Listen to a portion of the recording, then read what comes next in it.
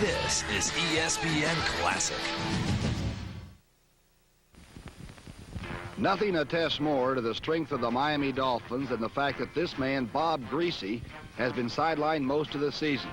Yet the Dolphins continue to be undefeated. Greasy's broken leg has introduced a new Dolphin hero, but an old Orange Bowl face, Earl Morrall. The 38-year-old quarterback has done so well that going into last Sunday's game, Miami had the opportunity to be the first team this year to clinch a division title.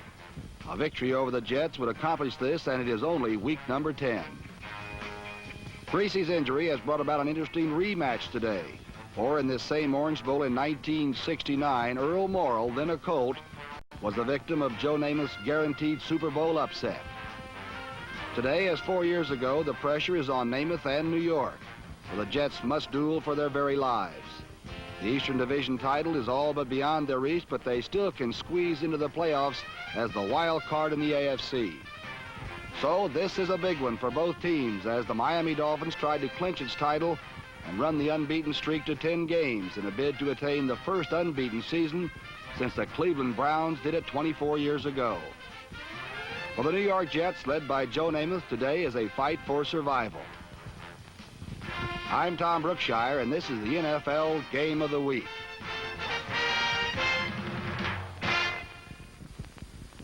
New York's chances for an upset look dim indeed when on their first series of the game from deep in his own territory, Namath's pass was intercepted by Dick Anderson, number 40.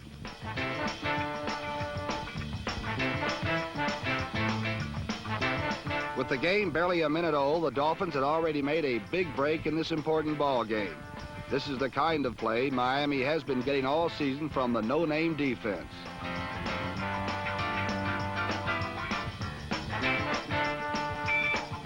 Several plays later, Earl Morrall hit Howard Twilley, slanting in the end zone, and Miami was on the boards first, 7-0. Again, it was Howard Twilley who made the big play for 6 points. This is the little guy who every summer camp loses his job to faster men. But when the season begins, Howard Twilley somehow finds his way into the lineup. This year, such talented receivers as young Otto Stowe and Marlon Briscoe, who Miami obtained in a big trade, are sitting on the bench watching the tough Twilley star. Another look at that score from our end zone camera shows Twilley barely held onto the ball as he drew first blood from number 21 Steve Tannen in what would be a classic duel between the little receiver and the cornerback all day long.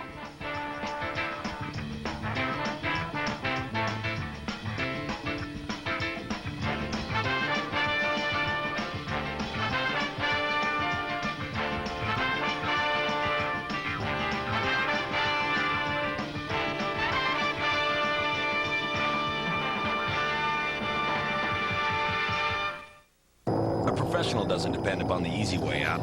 He depends upon his equipment.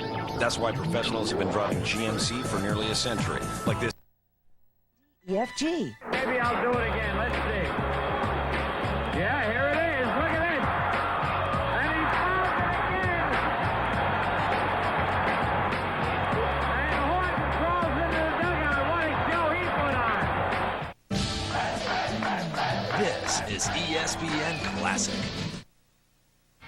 With the Miami defense in a five-man zone to negate Namath's long ball striking ability, Broadway Joe was to do a lot of throwing to his fine running backs, number 44 John Riggins and number 32 Emerson Boozer. Both, of course, are fine runners and good receivers, and together they give the Jets as fine a pair of setbacks as there is in the NFL. Boozer leads the league in touchdowns with 13. And Riggins, number 44, is third in the AFC in rushing.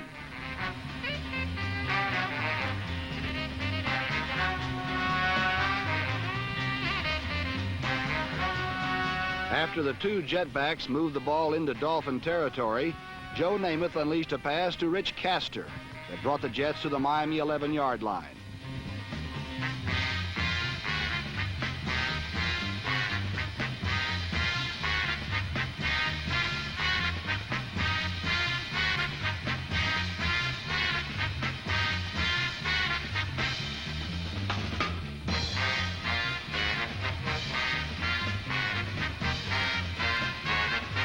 Getting great protection from his offensive line, Namath returned to Castor again by spearing him over the middle.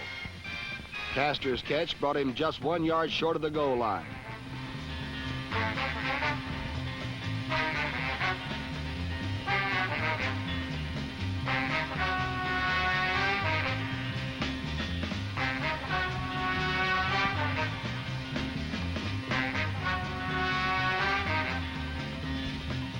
From the 1, Namath returned to the ground, and his toughest runner, Riggins, who ran over free safety Jake Scott for the touchdown that tied the game 7 apiece.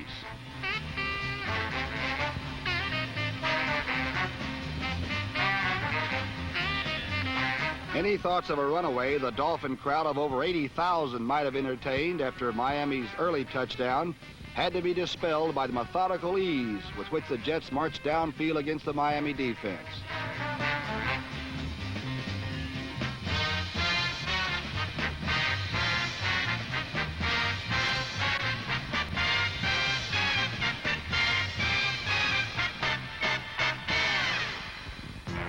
The kickoff following New York's score went to Mercury Morris, who burned to the 20, where he endured one of the hardest hits you'll ever see in football. Morris's fumble was recovered by Jim Mandich.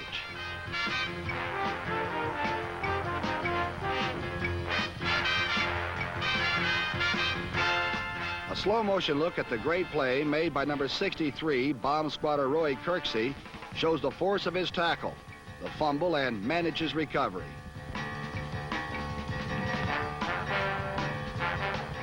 Despite the great year he's having, Mercury still retains a tendency to cough up the football, and this was to be a big factor in today's game. Ironically, Morris got up from the tackle, but Kirksey, laying stunned on the polyturf, did not. Morris's fumble set off a series of dropsy for Miami as tight end Marv Fleming muffed a third down possession pass from Earl Morrow.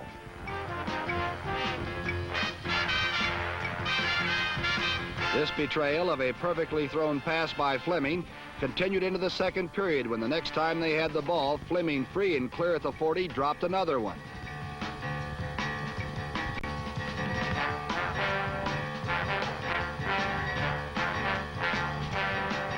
Fleming's real value has always been his fine blocking.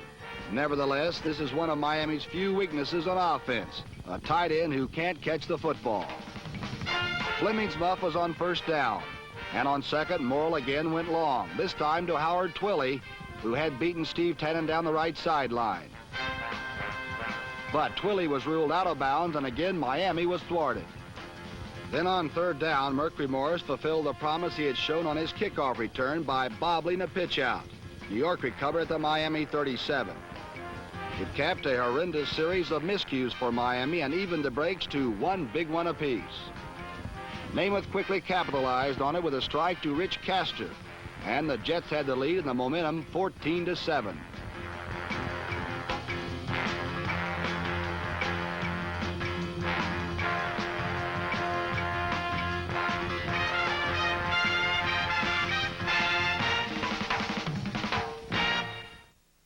So I get these 2 pieces of mail on the same day. One from my insurance company saying my premiums are going up. The other from this company called Progressive that says they have a smart new way to shop for auto insurance. Classic. With the score of 14-7, New York had the ball in their own 38 when John Riggins broke loose for a big gain. Riggins' great 40-yard run put the ball on Miami's 14 and gave the Jets an excellent chance to balloon their lead to 14 points. But there, the no-name defense and their leader, Captain Nick Bonacani, came through once again. Bonacani read a pass over the middle intended for Boozer and made the interception to save a certain score.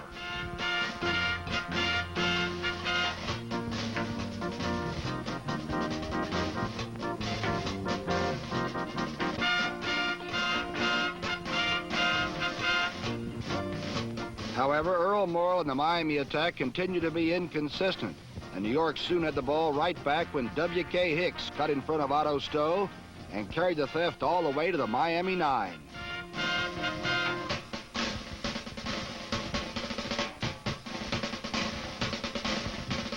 New York again had used a Miami turnover to gain great field position, and again had an excellent opportunity to take control of the ball game. But once again, the Dolphin defense came through in magnificent fashion. When Manny Fernandez batted down Namath's third down pass, Bobby Howfield was called on and successfully kicked the field goal that brought the score to 17-7.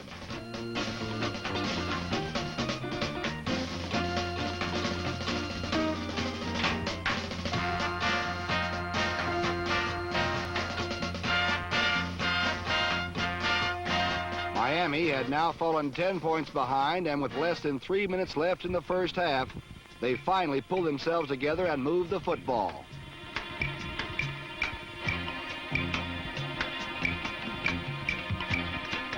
Unsurprisingly, Howard Twilley got them started on a 22-yard slant between Tannen and Hicks. Then one play later, Earl Morrill cranked up his 38-year-old arm and let it fly.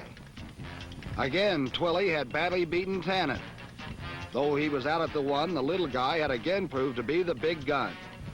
In Paul Warfield's absence because of an injured ankle, it was vital that someone take up the slack, and today Howard Twilley was the man that got it done. From the one, the call went to Larry Zonka, who was crunched in midair and lost the ball for the first time since the Super Bowl. But Miami guard Bob Kuchenberg recovered.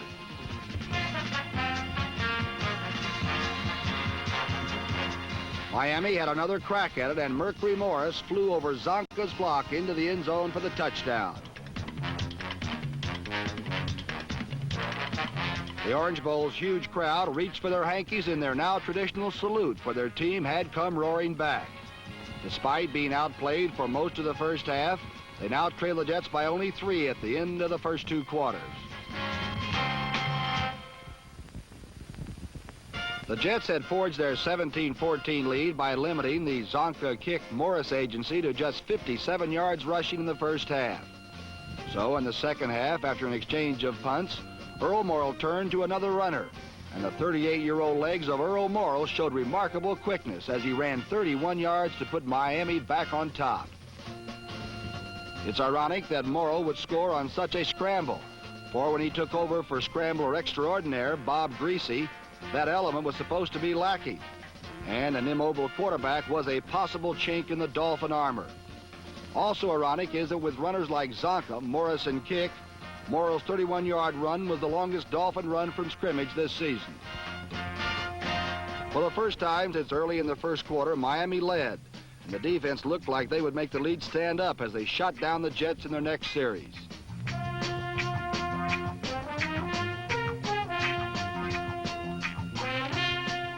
But now, faced with 4th and punt, the Jets got a break.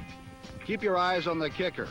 Number 45, Curtis Johnson, almost blocked Steve O'Neill's punt, but he couldn't stop before running into O'Neill. Automatic first down for the Jets. The Jets would maintain possession on their 40, and Namath took advantage of the big break.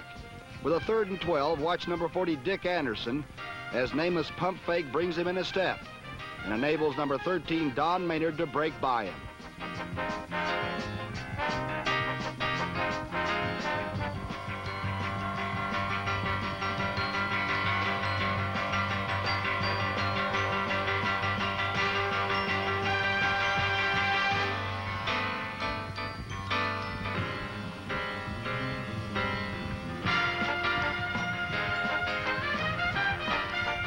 The play worked for 41 yards, though Anderson claimed Maynard caught the pass out of bounds. A repeat reveals not only why the play worked, but that the referee's call on the catch was a difficult one. Anderson had been sucked in by Namath's pump fake to Riggins, swinging out of the backfield, and watched Maynard try to drag his left foot inbounds. In this split instant, you be the referee, you'll agree it's a tough job. Maynard's catch brought the ball to the Miami 20. And after chipping away to the 4, Namath made a strong fake to Emerson Boozer, put the ball on his hip, and hit tight end Wayne Stewart. The Jets now led 24-21 as the lead changed hands for the 4th time. Want to repeat? Watch how well Boozer carried out his fake, actually diving into the line. Then notice that Jake Scott, number 13, has come in toward the line, thinking Namath was on a bootleg run. That was all Namath needed to drop the ball over him and on to Stewart.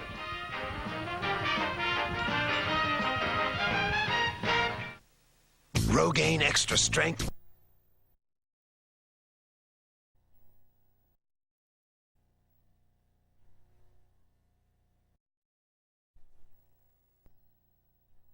Number 30, Larry Bird. Friday at 7:30 on ESPN. Presented by General Motors. Trailing by 3 with plenty of time left, Earl Morrall went with Miami's strength, the run. Watch All-Pro guard Larry Little, number 66, wipe out Phil Wise, number 27, to spring Zonka loose for 18 yards. With the ball at midfield and the Jets looking for the run, Earl Morrall hit Otto Stowe, who made a nice catch despite Early Thomas's close coverage.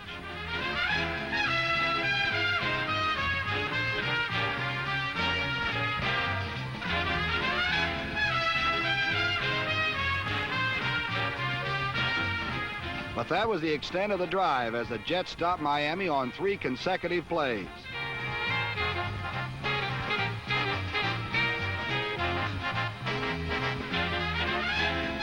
At the start of the fourth quarter, Garo Yepremian tried the tying field goal from the 42.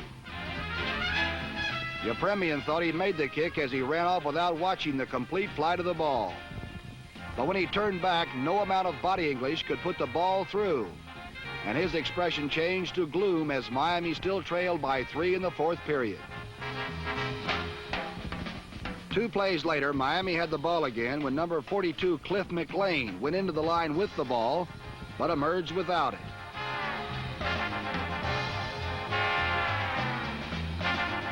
Dick Anderson, whose interception set up Miami's first score, made the recovery to set up their last. With the Dolphin line sealing off Jet pursuit coming from the left, Morris went 14 yards for the touchdown.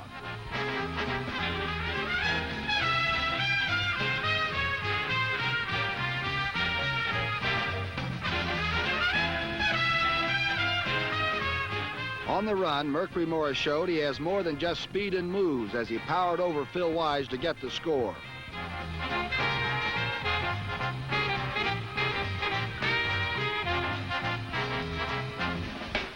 For the 5th time, the lead had changed hands as Miami now led 28-14. And repeating the play reveals why Miami had taken the lead. Set up by the defense, the Dolphin line had created a hole for one of their tough backs. Watch number 67, Bob Kuchenberg, bump number 60, Larry Grantham, giving Morris the only hole he needs to show his moves and that power.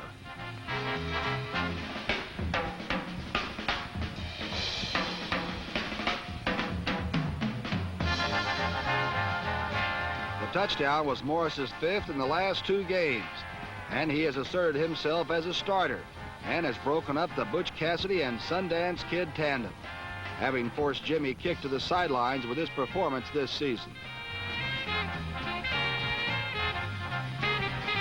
Miami now led by 4, and after their defense held, appeared ready for one of their patented clock-consuming drives, but they made an uncharacteristic mistake. Earl Morrall, though hit by no one, fumbled, and Jerry Philbin beat him to the ball.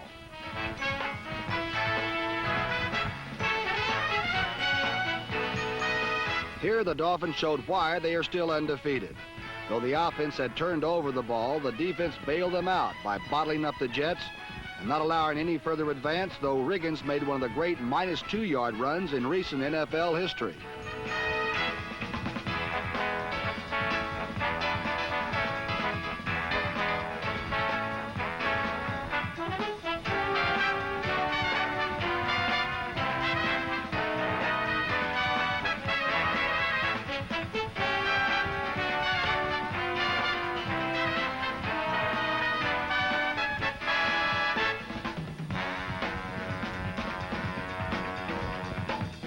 The Dolphin defense had done it, and now the offense would take the cue and pack the game away as they ground out yardage and ground time off the clock.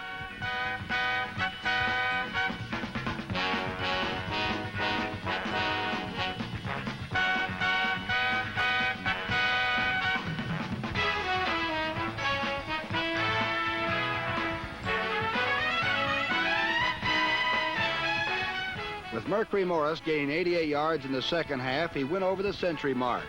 But the Dolphins couldn't run off all the time, as the Jets held for one last shot at victory.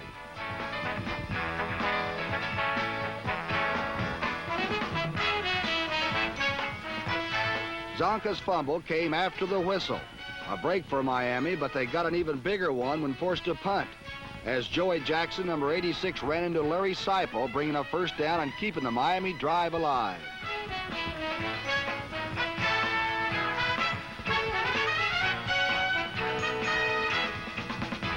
Like every punter, Seipel has developed a first-class dying swan routine to draw penalties, but this time Seipel was really hurt, having strained his knee, and illustrates why the roughing the kicker penalty is a real safeguard in pro football. A punter is highly vulnerable to injury until well after he's landed, after he makes the punt.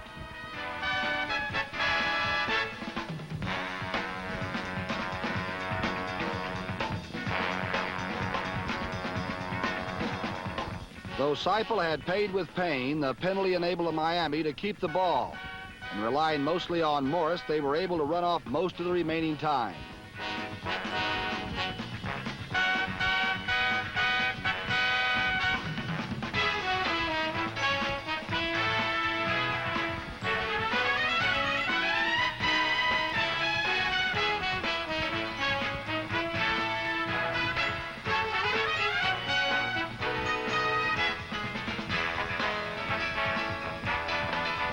Though the Dolphins did not completely run out the clock, they forced the Jets to use all their timeouts. So that when Dick Anderson, standing in for Seipel, punted, the Jets got the ball in their own 9 with no timeouts remaining and little time left. Though they got off 4 plays, the Jets could not score against the Dolphins' prevent defense, and Miami had the victory. Don Shula's 101st victory in just 10 years of head coaching was the Dolphins' 10th straight win in 1972. After only 10 weeks, the Dolphins, still undefeated, had clinched the AFC Eastern Division title, the first step in what looks like a return to the Super Bowl. It is the earliest that a team has clinched a playoff berth since San Diego did it in '61. But the Jets still have a shot, too. They had nearly beaten the Dolphins, and if they continue to play well and can win their last 4 games, they might make the playoffs as a runner-up team. Perhaps Don Shula's Dolphins and Weeb Eubanks Jets have not seen the last of each other this season.